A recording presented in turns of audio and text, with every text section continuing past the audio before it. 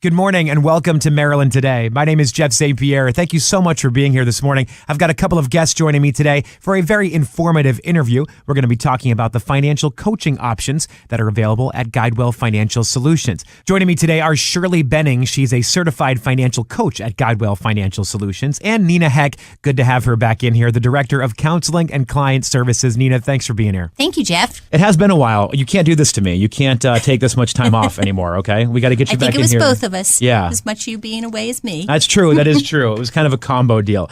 We have talked about Guidewell Financial's budget and credit counseling program, but today let's take a look at something different, the financial coaching. To start things off, Nina, can you explain the difference between traditional finance coaching and debt management and financial coaching? Oftentimes people contact us because they're behind and they're struggling with their bills. Maybe they don't have a budget that works for them, or they're behind on credit cards or medical bills. And that typically is the scenario for somebody reaching out to us for financial counseling or credit counseling, as it's called. You know, the difference being for coaching, a person is able to meet all their payments to their budget, generally speaking, and they're paying their creditors, but they have a desire to do more. And I think that's probably the main difference between, you know, the counseling side versus the coaching side.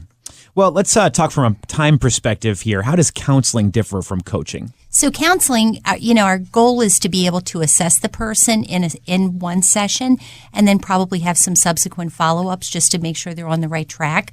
And then, of course, if they need a debt management program, they're going to be with us a little bit longer. Our coaching program, because we're really trying to work with a client, number one, for a whole year, one-on-one each month. So it involves a commitment because we're trying to change a behavior and build some skills and help this person achieve goals that they probably haven't been able to on their own. So how do you know if you're a good candidate for financial coaching? So I think, again, a good candidate is somebody who is paying their bills, but they realize that they'd like to achieve maybe a savings account, or maybe they're approaching close to retirement and they don't feel they're quite ready for that.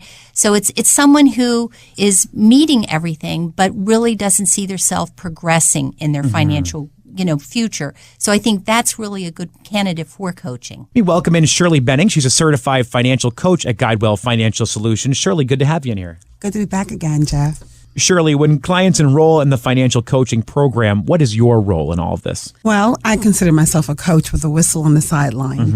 And I'm there to assist them, to help them to succeed and change those financial behaviors that they're struggling with. Well, how does being a financial coach differ from being a financial counselor? Usually in counseling, when someone contacts us, they're in a stressful situation and they're trying to get some bills paid off and they need immediate help.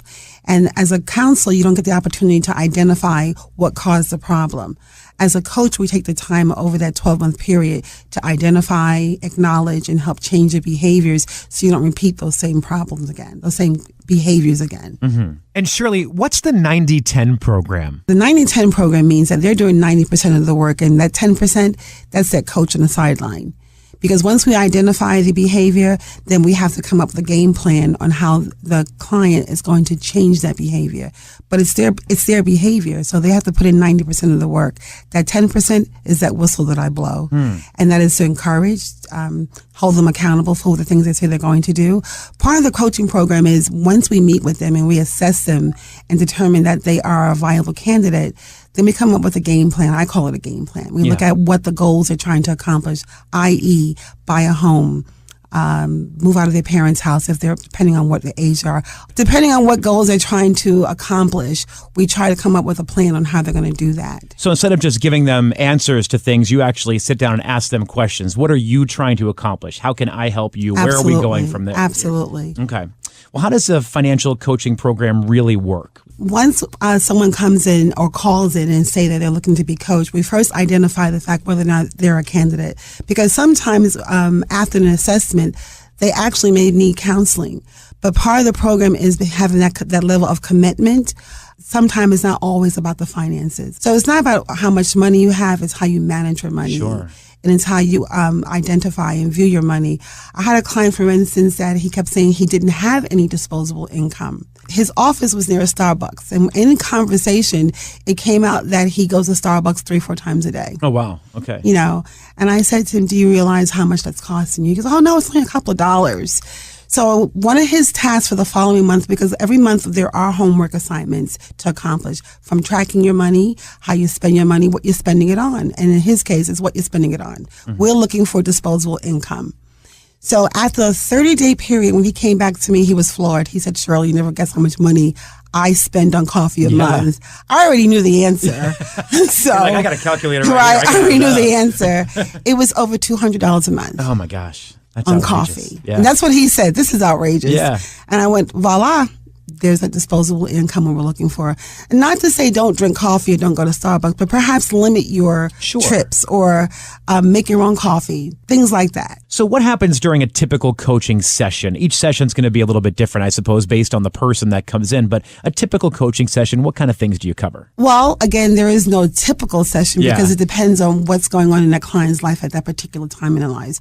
Some of the things we do cover, number one, is every month we need you to track your spending behavior, spending, to see what you're spending, how you're spending, where you're spending, and do you need to spend on what you're spending.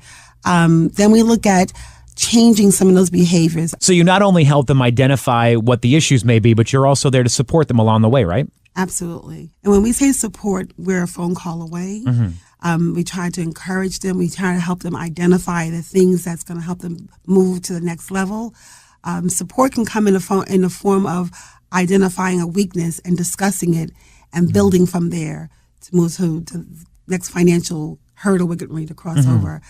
The support sometimes is in research. So a lot of time our clients don't know how to locate information. Yeah. So I may just do that research for them just to help motivate and move to the next level and not waste time trying to figure out. I had a client who was trying to get a new job. And this is really outside the realm of the support of being a financial coach. But I said to him, I can help you with the resume. I've done that before.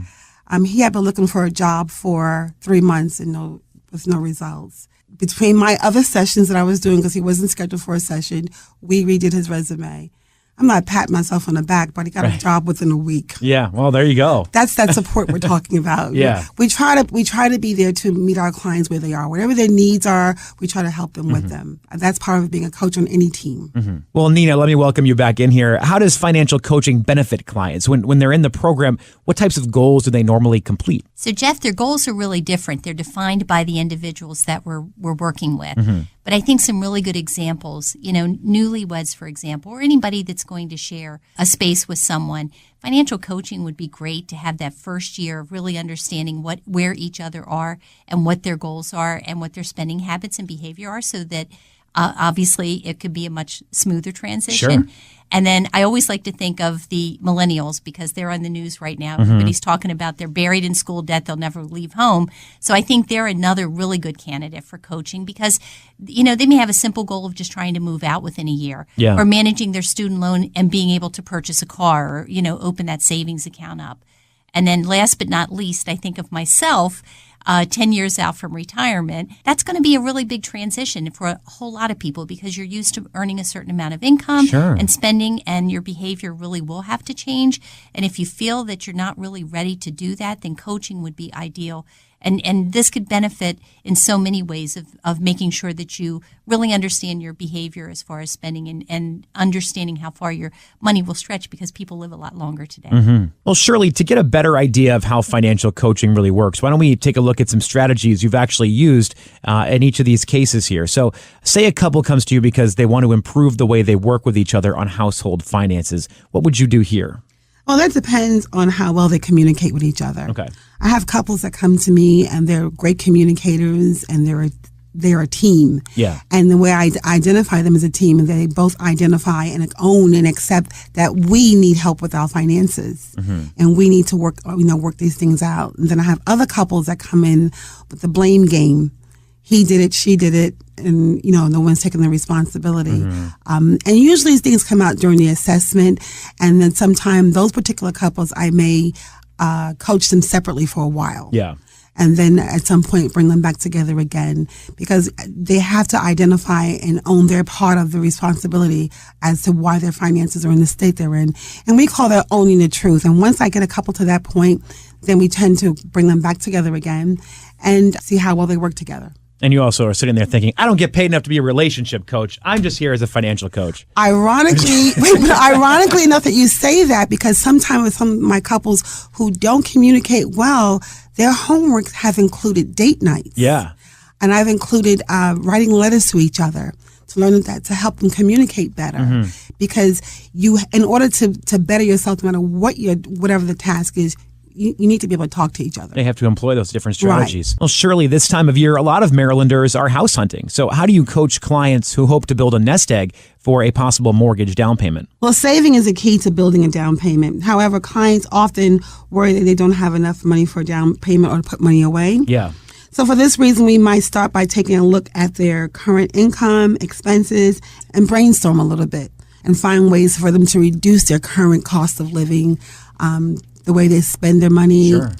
As simple as couponing, something as simple as that. Shirley, it sounds like expense tracking is something that might help all of us. So let's look at our final goal here. How do you coach people who need help preparing for retirement? Well, you have to tailor retirement planning strategies to each client's life stage and circumstances. For instance, where are you at in your life cycle? How much retirement income do you already have? How much will you need for retirement? And what lifestyle are you trying to maintain after retirement? And based on the answers of these questions, we could then brainstorm retirement options. In some cases, this may involve a reality check. Yeah. You know, for instance, if a person is nearing retirement age but hasn't put together enough financial resources to live, they may need to consider working a little bit longer. It's not the end of the world. Right. You know, helping them to come to this realization puts them one step closer in developing a practical retirement plan. Well, Nina, that brings up an interesting question here. A lot of things can happen in a year, and it takes time and effort to make those behavioral changes. What happens when clients run into challenges or have trouble reaching goals? The fact that it is a year, Jeff, it'll fall into place, and having the coaches there is just a plus. They'll be able to help them brainstorm through that and get through those stumbling blocks and get them back on track very quickly. The other thing, Jeff, is the coaches will hold them accountable and keep them responsible for making the decisions necessary in order to move beyond these barriers. Well, what makes your financial coaching program at Guidewell stand out? I think because we're the local community-based organization and we've been there for 50 years and we have the holistic approach. So if they come upon a consumer who is in need of other services such as our housing or credit counseling or student loan, maybe they have problems with that, we have that ability to serve all of those needs. And your coaching programs, your financial coaching program is affordable too. Yes, it is, Jeff. I mean, when you consider what people spend for personal trainers and you know, in gyms and different things, this is very affordable and it lasts a lifetime. What they learn in these sessions will carry through for many years. Well, Nina, how can listeners who are interested in learning more about financial coaching or scheduling an appointment contact you at Guidewell Financial Solutions? So they can reach us through the internet at guidewellfs.org. They can certainly give us a call at 1-800-642-2227. And they can reach a coach like Shirley just by sbenning at guidewellfs.org. Well, Shirley, financial coaching sounds like a very exciting and big endeavor. What's your final advice for listeners who are interested in your program? I want to tell them to be prepared to take a journey and be open to change and discoveries in themselves they probably didn't even know existed. Embrace it. It will help their lives be better. One thing about coaching for sure in any change, there are going to be bumps in the road. But as a coach, I'm there to help you get over that bump. And sometimes a bump is not so bad. It gives you time to take stock, understand, and move forward. So come check our coaching program out. You will not be disappointed. I guarantee you that. You can find more information at guidewellfs.org. Shirley Benning, certified financial coach at Guidewell Financial Solutions. Thank you so much for being here today. Thank you, Jeff. Well, Nina Heck, Director of Counseling and Client Services for Guidewell Financial Solutions, thank you so much for being here and teaching us a little bit more about this. Thank you, Jeff.